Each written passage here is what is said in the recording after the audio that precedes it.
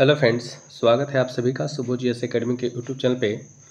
साथियों, आइए आज के इस वीडियो में हम लोग यूडिटेरिया का जो करंट अफेयर निकाला गया है इसी का हम लोग सेट नंबर 2 को करेंगे। और इसमें कुल 50 प्रश्न दिया गया है और सारा इम्पॉर्टेंट प्रश्न है। तो आइए वीडियो को बिना स्किप किए हुए सारे प्रश्न को अच्छे से देखिएगा और एक एक क्वेश्चन को हम अच्छे से करेंगे, क्योंकि आगामी एग्जाम में आपको देखने के लिए यहाँ से क्वेश्चन करंट अफेयर का मिलेगा। तो चलिए स्टार्ट करते हैं। देखिए, पहला क्वेश्चन दिया हुआ है, किस मंत्रालय के अधीन नक्शा कार्यक्रम को दूसरे चरण की शुरुआत की गई है। ऑप्शन ए है गृह मंत्रालय, बी है ग्रामीण विकास मंत्रालय, सी है रक्षा मंत्रालय और डी है उद्योग और वाणिज्य मंत्रालय।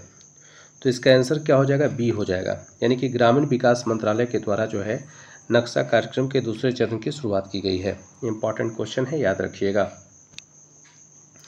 भारत सरकार ने किस अभियान के तहत जन औषधि केंद्रों में युवाओं के लिए अनुभवात्मक लर्निंग कार्यक्रम शुरू किया है।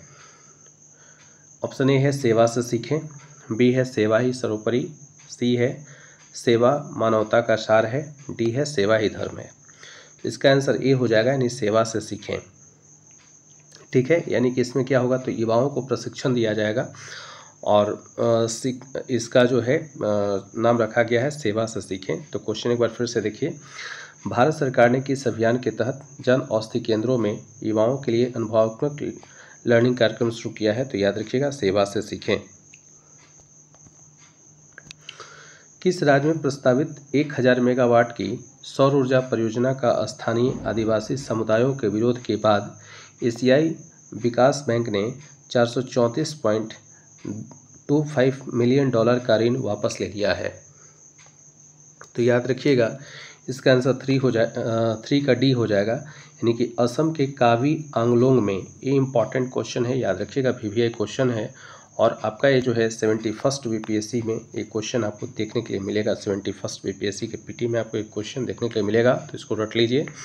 सवाल आपसे ऐसे भी पूछ सकता है कि असम के काम्बी आंगलोंग में या काम्बी आंगलोंग आदिवासियों ने किस परियोजना को विरोध किया। तो याद रखिएगा, 1000 मेगावाट की जो सौर परियोजना लगना था और इसका कुल कितना बजट था, तो 434.25 मिलियन डॉलर का जो था, इसको असम के काम्बी आंगलोंग आदिवासियों के विरोध के कारण जो है वापस लेना पड़ा। तो ये भी क्वेश्चन इंपॉर्टेंट है, याद रखिएगा। जापान के किस शहर से प्रभावित होकर तेलंगाना सरकार ने हैदराबाद में 80 एकड़ में इको टाउन विकसित करने की घोषणा की है। तो याद रखिएगा, 4 का आपका आंसर जो है डी हो जाएगा, यानी कि किताक्यूशु। जापान का जो है किताक्यूशु शहर से प्रभावित होकर के तेलंगाना सरकार ने हैदराबाद में 80 एकड़ इको टाउन विकसित करने की घोषणा की है। केंद्रीय संचार मंत्रालय के तहत डाक विभाग द्वारा जियो कोडेड डिजिटल एड्रेस अवसंरचना के निर्माण के लिए किस नीति की शुरुआत की गई है। तो याद रखिएगा, इसका आंसर जो है ए हो जाएगा, यानी ध्रुव नीति।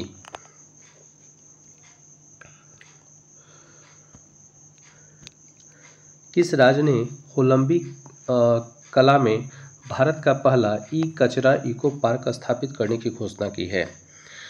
तो याद रखिएगा, काफ़ी इंपॉर्टेंट क्वेश्चन है, याद रखेंगे। इसका आंसर क्या हो जाएगा, तो बी हो जाएगा, यानी दिल्ली। अंग्रेजी, हिंदी, उर्दू, डोगरी, भोटी और पुर्गी भाषा में किस भाषा को लद्दाख की आधिकारिक भाषा के रूप में मान्यता नहीं मिली है। तो याद रखिएगा, इसका आंसर सी हो जाएगा, यानी डोगरी भाषा को जो है आधिकारिक भाषा के तौर पे दर्जा नहीं दिया गया है। और किसको किसको दर्जा दिया गया है, ये हम लोग देख लीजिए। तो आपका जो है अंग्रेजी, हिंदी, उर्दू, भोटी और पुर्गी भाषा को जो है आधिकारिक भाषा का दर्जा वहाँ पे दिया गया है, जबकि डोगरी को नहीं दिया गया है। तो आपको याद रखना है, इस क्वेश्चन में ये जो भाषा दिया हुआ है, यहाँ से भी आपसे क्वेश्चन पूछ सकता है कि पुर्गी भाषा किस केंद्र शासित प्रदेश या राज्य में बोली जाती है। तो याद रखिएगा, लद्दाख। भारतीय चुनाव आयोग नवंबर में प्रस्तावित बिहार विधानसभा चुनाव के दौरान किस नए मोबाइल एप्लीकेशन का प्रयोग करेगा। काफ़ी इंपॉर्टेंट है, तो याद रखिएगा, इसका आंसर जो है डी हो जाएगा। ठीक है, यानी कि और एक चीज़ और याद रखिएगा, क्वेश्चन आपसे पूछ सकता है कि भारत का पहला कौन सा राज्य बना जो ऑनलाइन वोटिंग करवाएगा, तो याद रखेंगे अपना बिहार है। ये क्वेश्चन काफ़ी इंपॉर्टेंट है। आइए बिहार से और कुछ क्वेश्चन जान लीजिए। अगर आपसे सवाल पूछेगा कि बिहार में विधानसभा सीट कितना है, तो याद रखिएगा 243। वहीं आपसे पूछेगा बिहार विधान परिषद सीट कितना है, तो याद रखिएगा 75। और बिहार में राज्यसभा सीट कितना है, तो 16 है, याद रखिएगा। ये क्वेश्चन इंपॉर्टेंट है। राष्ट्रपति द्रौपदी मुर्मू ने संविधान के किस अनुच्छेद के तहत केंद्रशासित प्रदेश लद्दाख आरक्षण अधिनियम 2025 जारी किया है? काफ़ी इंपॉर्टेंट क्वेश्चन है, इस पर हम कुछ समय का टाइम देते हैं। ध्यान से आप लोग क्वेश्चन को पढ़िए। तो इसका आंसर जो है अनुच्छेद 240 हो जाएगा, यानी कि आंसर बी हो जाएगा। आप लोग को कमेंट में क्वेश्चन बताना है कि किस अनुच्छेद में यह वर्णन है कि किसी भी राज्य में विधानसभा सीट 500 से कम और फिर से मैं आपसे क्वेश्चन पूछ रहा हूँ, बताइएगा कि किस अनुच्छेद में वर्णन है कि विधानसभा में 500 से अधिक और 60 से कम सीट नहीं होगा। इसका कमेंट में आप लोग को बताना है कि किस अनुच्छेद में वर्णन है कि किसी भी विधानसभा में 500 से अधिक सीटें और 60 से कम नहीं हो सकता है। आइए 10 नंबर लोग क्वेश्चन देखें। कहता है कि नीति आयोग की एमएसएमई प्रतिस्पर्धात्मक रणनीति के बारे में विचार करें। तो देखिए, ये फर्स्ट पॉइंट दिया हुआ है, भारत में एमएसएमई का जीडीपी में योगदान 30% से अधिक हो गया है। दूसरा दिया हुआ है, रिपोर्ट में क्लस्टर आधारित दृष्टिकोण और डिजिटल मार्केटिंग को प्रोत्साहन की सिफारिश की गई है।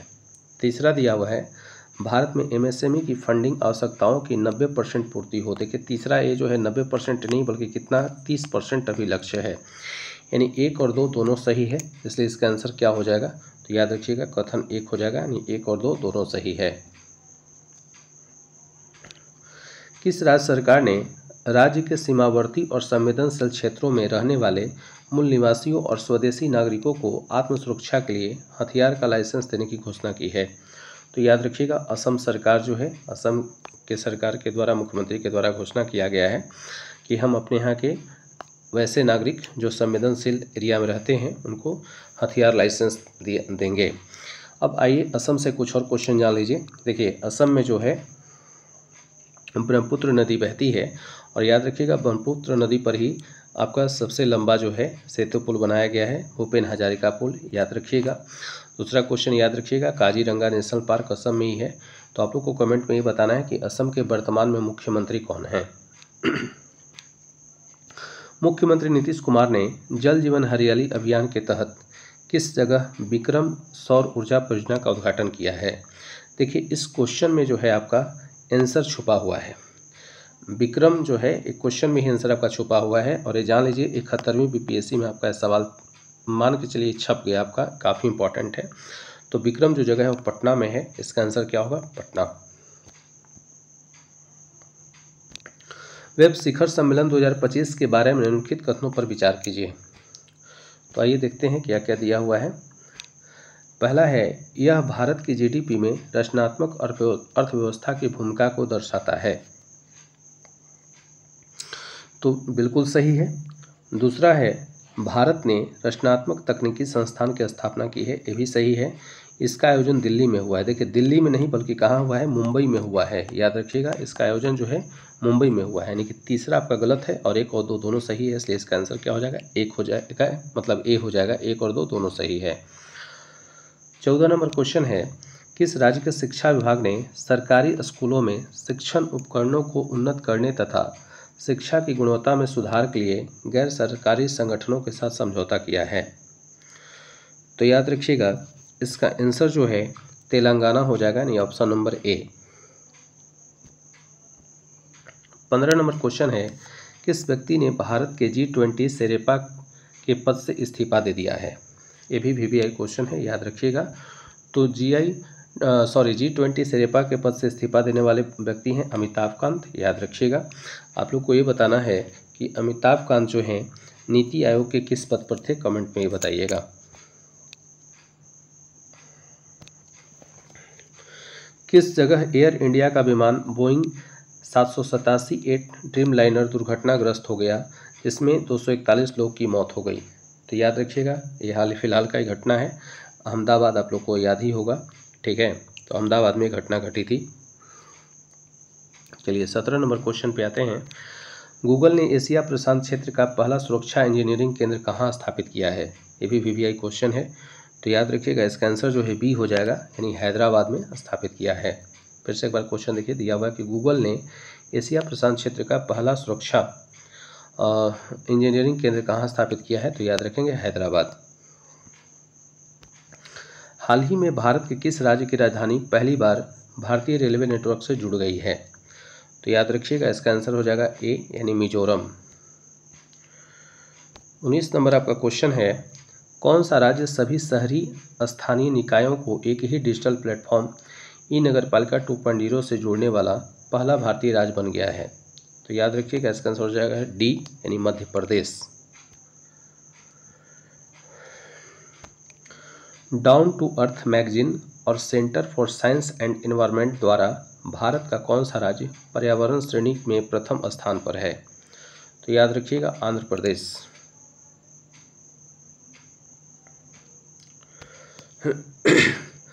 बिहार के सारण जिले में स्थित मढ़ौरा रेल इंजन कारखाने से निर्मित इंजन को किस अफ्रीकी देश को निर्यात किया जाएगा? देखिए इंपॉर्टेंट क्वेश्चन है, क्वेश्चन बन सकता है आपके एग्जाम में। एक बार फिर से क्वेश्चन को पढ़ते हैं। क्वेश्चन दिया हुआ है कि बिहार के सारण जिले में स्थित मढ़ौरा रेल इंजन, पहले तो यही सवाल आपसे बन जाएगा कि मढ़ौरा रेल इंजन बिहार के किस जिले में स्थित है? तो याद रखिएगा, सारण में है। मढ़ौरा रेल इंजन कारखाने में निर्मित इंजन को किस अफ्रीकी देश को निर्यात किया जाएगा? तो याद रखिएगा, इसका आंसर हो जाएगा बी, यानी गिनी गणराज्य को। आइए 22 नंबर क्वेश्चन देखते हैं। किस राज्य सरकार ने 2025 से 2035 को जल विद्युत दशक घोषित किया है? तो याद रखिएगा, इसका आंसर ए हो जाएगा, यानी अरुणाचल प्रदेश। सरकारी ई मार्केट पैलेस के माध्यम से सर्वाधिक डिजिटल सार्वजनिक खरीद करने वाला शीर्ष राज्य कौन बन गया है? तो याद रखिएगा, उत्तर प्रदेश हो जाएगा। आप लोग को पता होगा, जेम एक पोर्टल आया हुआ है और इस पर जो है जेम के माध्यम से कोई भी राज्य सरकार अपने यहाँ कोई पार्क बनाना हो या कोई भी चीज़ चाहिए तो वहाँ से क्या करता है, सामान खरीदता ही है। और इसमें सबसे पहले प्रथम स्थान पे कौन आ गया है? उत्तर प्रदेश। केंद्र सरकार के उल्लास नव भारत साक्षरता कार्यक्रम के तहत मिजोरम और गोवा के बाद आधिकारिक तौर पर पूर्ण साक्षरता हासिल करने वाला तीसरा राज्य कौन बन गया है? तो याद रखिएगा, इसका आंसर सी हो जाएगा, यानी त्रिपुरा।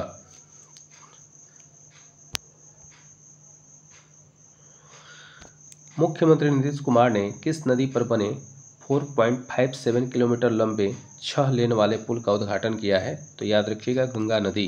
इसका आंसर बी हो जाएगा। ये भी वीवीआई है, बिहार का जिनको भी एग्जाम देना है ऐसे क्वेश्चन को याद कर लीजिएगा। आइए 26 नंबर क्वेश्चन देखते हैं। केंद्रीय शिक्षा मंत्रालय द्वारा जारी परफॉर्मेंस ग्रेडिंग इंडेक्स रिपोर्ट 2023-24 में कौन सा राज्य सबसे निचले स्थान पर रहा है? तो देखिए, इसमें बिहार दिया हुआ है, सब लोग को दिमाग में बिहार होगा, लेकिन आप लोग चकमा खा गए। बिहार नहीं बल्कि कौन सा राज्य होगा? तो याद रखिएगा, मेघालय होगा। यानी सबसे निचले स्थान पर कौन है? मेघालय है। ऑपरेशन स्पाइडर वेब का संबंध किससे है? तो याद रखिएगा, इसका आंसर ए हो जाएगा, यानी ड्रोन हमला से। ठीक है, क्या हो जाएगा? ड्रोन हमला से हो जाएगा। ऑपरेशन स्पाइडर वेब का संबंध किससे है? ड्रोन हमला से है। संयुक्त राष्ट्र महासभा ने वर्ष 2026-27 के कार्यकाल के लिए बहरीन, अंगोला, कोलंबिया, लाइबेरिया और लातविया में से किस देश को यूएनएससी के 5 नए गैर अस्थायी सदस्य के रूप में नहीं चुना? तो याद रखिएगा, इसका आंसर जो है सी हो जाएगा, यानी अंगोला को नहीं चुना है। और सदस्य के रूप में कौन कौन है? तो याद रखिएगा, लातविया, बहरीन और कोलंबिया है। हाल ही में जारी एक रिपोर्ट के अनुसार दुनिया के शीर्ष 10 स्टार्टअप शहरों की सूची में प्रथम स्थान किस शहर को प्राप्त हुआ है? तो याद रखिएगा, इसका आंसर हो जाएगा सैन फ्रांसिस्को, यानी 29 का बी होगा। ठीक है, सैन फ्रांसिस्को। अमेरिकी राष्ट्रपति डोनाल्ड ट्रंप ने राष्ट्रीय सुरक्षा का हवाला देते हुए कितने देशों के नागरिकों की अमेरिका में प्रवेश पर पूर्ण प्रतिबंध लगा दिया है। तो याद रखिएगा 12 देश का जो है प्रतिबंध लगा दिए हैं, यानी कि इसका आंसर क्या हो जाएगा, डी हो जाएगा। किस देश में HIV रोगियों में 500% वृद्धि के बाद राष्ट्रीय सार्वजनिक स्वास्थ्य आपातकाल की सिफारिश की गई है? तो याद रखिएगा इसका आंसर ये हो जाएगा फिलीपींस।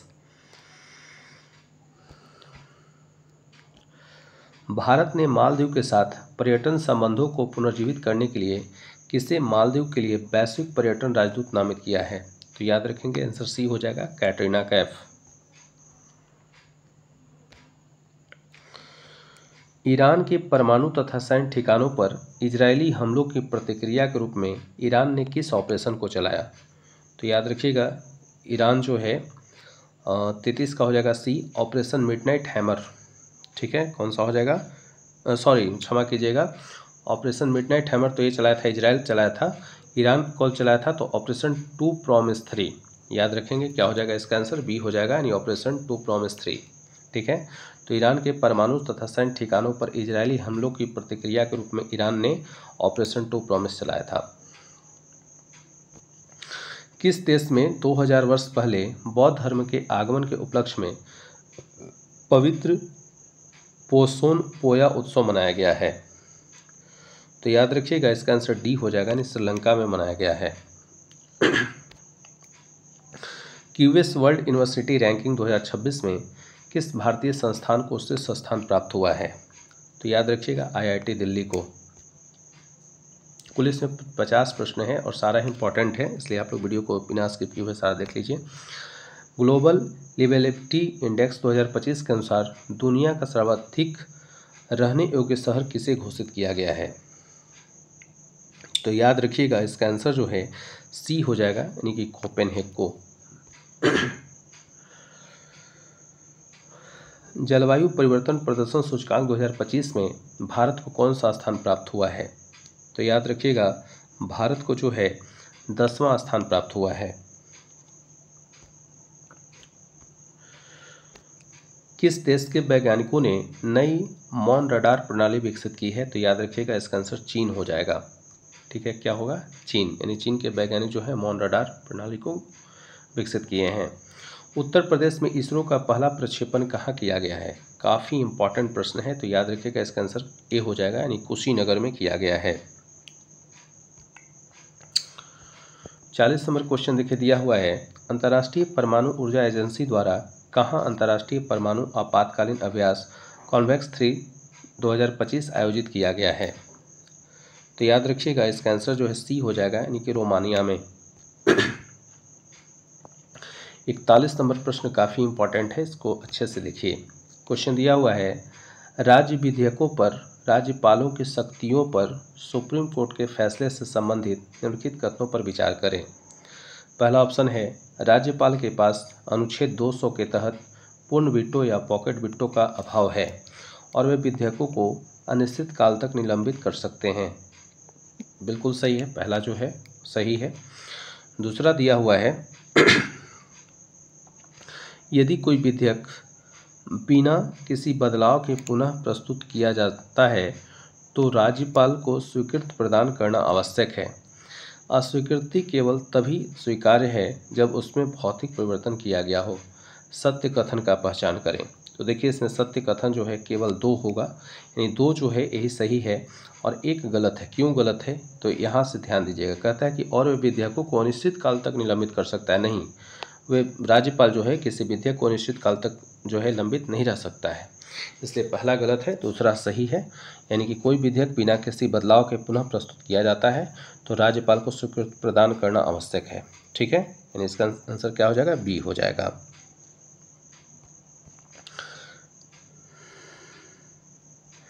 आइए हम लोग 42 नंबर क्वेश्चन देखते हैं।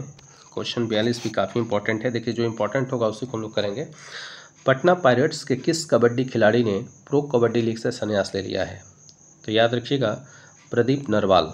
इंपॉर्टेंट क्वेश्चन है, प्रदीप नरवाल, ये क्वेश्चन बन सकता है एग्जाम में। भारत के किस शतरंज ग्रैंड मास्टर ने नॉर्वे में शतरंज टूर्नामेंट 2025 में विश्व के नंबर 1 खिलाड़ी मैग्नस कार्लसन को हराया? तो याद रखिएगा डी गुगेस, ये भी इंपॉर्टेंट है, याद रखेंगे। 13वें आईसीसी महिला वनडे विश्व कप 2025 का आयोजन भारत और कौन सा देश मिलकर संयुक्त रूप से करेंगे? तो याद रखिएगा इसका आंसर जो है सी हो जाएगा, यानी भारत और श्रीलंका मिलकर के करेंगे 13वें महिला वनडे विश्व कप जो होना है 2025 में, इसका भारत और बांग्लादेश दोनों मिलकर के आयोजन करेंगे।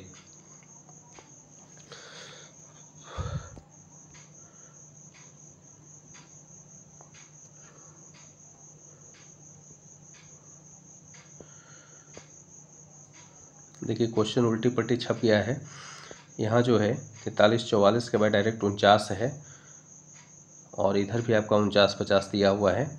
तो ये देखिए 43 के बाद 44, 44 के बाद 45 होना चाहिए क्वेश्चन, लेकिन यहाँ पे जो है आपका 49 दे दिया है, तो ये आप 45 नंबर ही समझिएगा।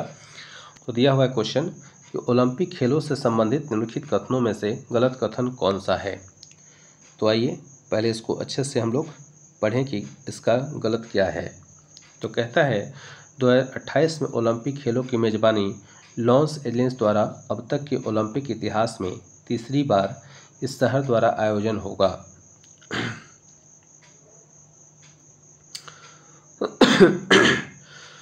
उसके बाद आपका डायरेक्ट आइए इसका आंसर हम लोग पढ़ लेते हैं जो आंसर है, क्योंकि क्वेश्चन उल्टा पल्टा छप गया तो प्रॉब्लम होगा। देखिए इसका सटीक आंसर, सही आंसर क्या है कि ओलंपिक खेलों में क्रिकेट आखिरी बार वर्ष 1900 में पेरिस में ग्रेट ब्रिटेन और भारत के बीच खेला गया था। ये ही सही है, इसका आंसर इम्पॉर्टेंट है। 46 नंबर क्वेश्चन है, 46 नंबर भी इम्पॉर्टेंट है, इसको अच्छे से देखिएगा। 46 नंबर क्वेश्चन दिया हुआ है, थोड़ा सा क्वेश्चन को छोटा कर लेते हैं, 1 मिनट रुक जाइएगा। देखिए 46 नंबर क्वेश्चन दिया हुआ है, वक्फ संशोधन अधिनियम 2025 के प्रमुख प्रावधानों पर विचार करें। पहला है कि कोई भी व्यक्ति किसी संपत्ति को वक्फ तभी घोषित करेगा जब वह संपत्ति का वैध मालिक हो। नहीं, ये गलत है। दूसरा जो है, सरकारी संपत्ति को वक्फ केवल विशेष परिस्थितियों में घोषित किया जा सकता है। ये बिल्कुल सही है। चलिए आगे और पढ़ते हैं कि क्या दिया हुआ है, उसके बाद हम लोग देखेंगे कि कौन इसका सही आंसर होगा। विवाद की स्थिति में राज्य सरकार द्वारा नियुक्त अधिकारी जांच करेगा, जो ये भी गलत है। ठीक है, 3 नंबर भी गलत है। 4 नंबर ऑप्शन है कि केंद्रीय वक्फ परिषद में मुस्लिम सदस्यों में से 2 महिला सदस्य होना अनिवार्य है, ये भी गलत है, यानी कि इसका आंसर क्या होगा, केवल 2। ठीक है, तो 2 में क्या दिया हुआ है, तो याद रखिएगा सरकारी संपत्ति को वक्फ केवल विशेष परिस्थिति में घोषित किया जाएगा, ये संशोधन में किया गया है। 47 नंबर क्वेश्चन है, हिंदी भाषा के लिए कविता संग्रह फिर उगना के लिए किसे साहित्य अकादमी युवा पुरस्कार 2025 से सम्मानित किया गया है, जो काफ़ी इम्पोर्टेंट है, याद रखिएगा। तो इसका जो आंसर होगा, याद रखेंगे, पार्वती तिर्की, यानी कि 47 का ए हो जाएगा।